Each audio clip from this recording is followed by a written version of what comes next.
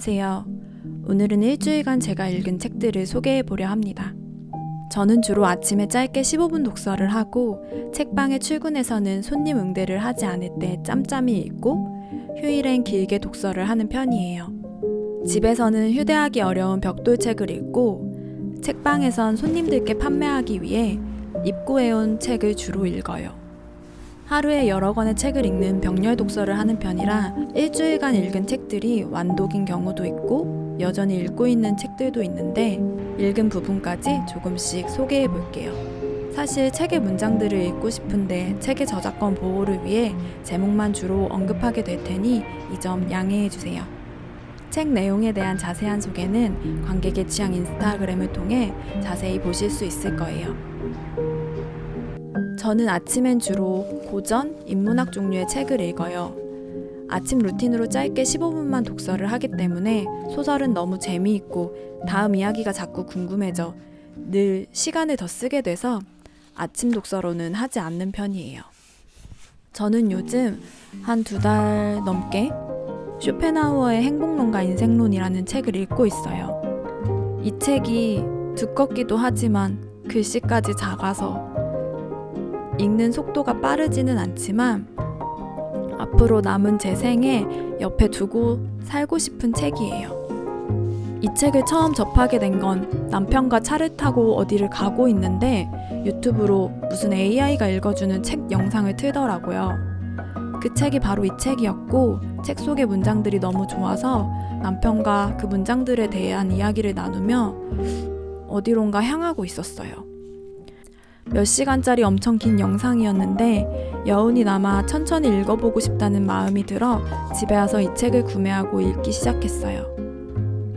두께와 글씨 크기에 당황했지만 삶을 통찰하는 문장들이 공감 가서 천천히 계속 읽고 있어요.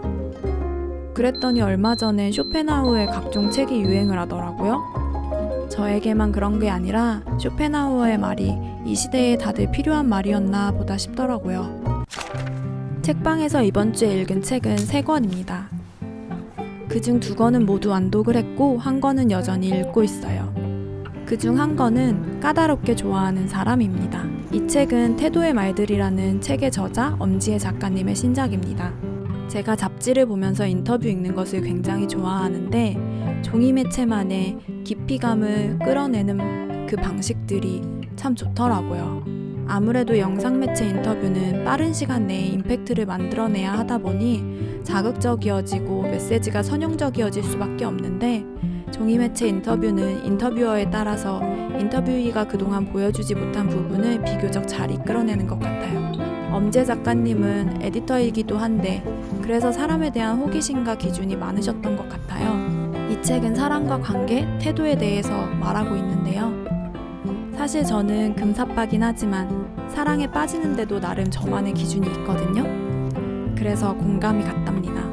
여러분은 어떤 사람을 좋아하시나요? 좋아하는 사람에 대한 기준을 이야기해보고 싶어지는 책입니다.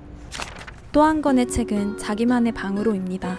이 책은 버지니아 울프의 자기만의 방의 의미를 여성 창작자 10명이 엔솔로지 에세이로 엮은 책인데요. 제게도 관치가 자기만의 방이라는 의미로 시작되었습니다. 물론 울프처럼 글 쓰는 데 실패한 것 같지만요. 10명의 여성 작가들은 자신이 생각하는 창작의 공간도 다르고 처한 상황도 다르지만 나를 위한 창조적 공간을 통해 나의 정체성과 창작자라는 정체성을 확고하게 보여주고 있습니다. 특히나 엄마라는 또 하나의 이름을 가진 작가들의 이야기를 생생하게 읽을 수 있어 좋았어요. 개인적으로 주변에도 없고 매체나 영화에서도 아주 많이 본 적이 없어서 엄마이면서 창작자인 모습을 쉽게 상상하기 어려운 부분도 있었는데 이 책 속의 작가들이 자신이 처한 상황과 감정을 구체적으로 서술해 주어 저 역시도 여성 창작자들의 삶을 구체적으로 상상할 수 있어 좋았어요. 또 하나의 책은 세상은 이야기로 만들어졌다입니다. 저는 이야기를 참 좋아하는데요. 제가 좋아하는 것들엔 공통점이 있어요. 바로 이야기라는 거죠. 저는 한 사람의 이야기가 좋아서 에세이가 좋고 이야기 자체를 재미있어 해서 소설이 좋고 이야기를 다양하고 화려하게 보여줘서 영화가 좋고 이야기를 아름답게 들려줘서 음악이 좋아요. 그니까 저는 사실 책, 영화, 음악을 좋아한다기보다 그 깊이에 있는 이야기가 있는 모든 것을 좋아한다는 거예요. 그래서 이야기에 관한 책이라는 말에 바로 입고를 해왔어요. 사실 초반은 굉장히 재미있고 흥미롭고 또 저같이 각종 스토리에 절여진 사람들에겐 이 책에서 예시로 드는 책과 영화들의 언급만으로도 마음이 웅장해지거든요. 그런데 후반부로 갈수록 각종 분야의 이론과 함께 인간의 스토리텔링에 대한 본능과 욕구에 대해 설명하는데 소화하기 점점 어려워지긴 합니다. 아직은 다 못 읽었지만 그래도 천천히 이해하면서 읽고 있습니다. 이 책을 읽으면서 제가 왜 이렇게 이야기를 좋아하는지에 대한 논리적인 근거들을 배운 것 같은 기분이 들어요. 또한 결국 이 책에서 말하는 인간은 나의 이야기에 제일 관심이 많다는 것인데요. 저처럼 좋아하는 것이 많은 분들 혹은 서사에 대한 인문학적 고찰이 궁금하신 분들에게 흥미로운 책이 될 것 같아요. 관객의 취향에서 가장 그리워질 풍경은 아마 책 읽는 사람들의 모습일 거예요. 어느 카페보다 책 읽는 사람이 많았다고 자부할 수 있거든요. 관치에서 함께 책 읽는 멋진 풍경을 만들어주신 모든 분들께 정말 감사드립니다.